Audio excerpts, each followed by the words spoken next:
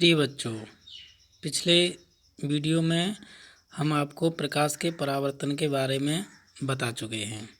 आज हम दर्पण के द्वारा प्रकाश के परावर्तन के बारे में बताएंगे। तो सबसे पहले हम दर्पण क्या होता है इसके बारे में बताएंगे।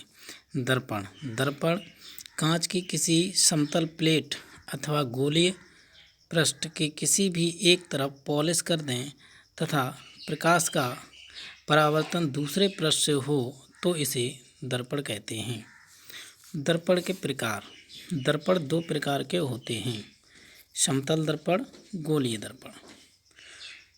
समतल दर्पण कांच की किसी समतल प्लेट के किसी भी एक तरफ पॉलिश कर दी जाए तथा शेष पृष्ठ से प्रकाश का परावर्तन हो तो इसे समतल दर्पण कहते हैं। गोलीय दर्पण। गोलीय दर्पण किसी कांच के किसी खोखले गोले के कटे हुए भाग में किसी एक तरफ पॉलिश कर दें तो इसे गोलीय दर्पण कहते हैं। गोलीय दर्पण दो प्रकार के होते हैं। तो देखिए, गोलीय दर्पण में एक अवतल दर्पण, दूसरा उत्तल दर्पण।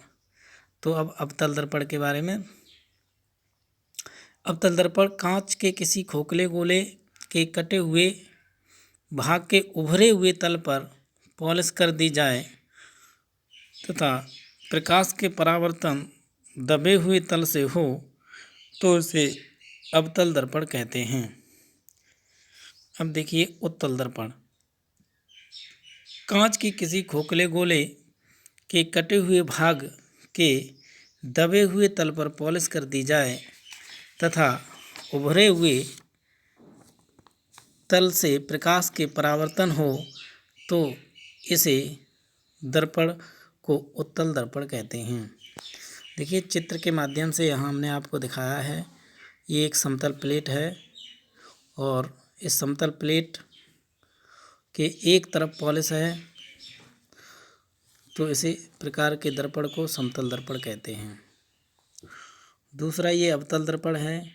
इसके देखिए, अवतल दर्पण के ये किसी गोले से काट करके बना हुआ है और इसके उभरे हुए तल पर पॉलिश की गई है और इसके प्रकाश का परावर्तन जो होता है वो दबे हुए तल से होता है। ये इसका उभरा हुआ तल है और ये इसका दबा हुआ तल है। ऐसे ही देखें उत्तल दर्पण। उत्तल दर्पण में कांच का जो खोखला गोला होता है उसको काट करके दबे हुए तल पर पॉलिश की गई है।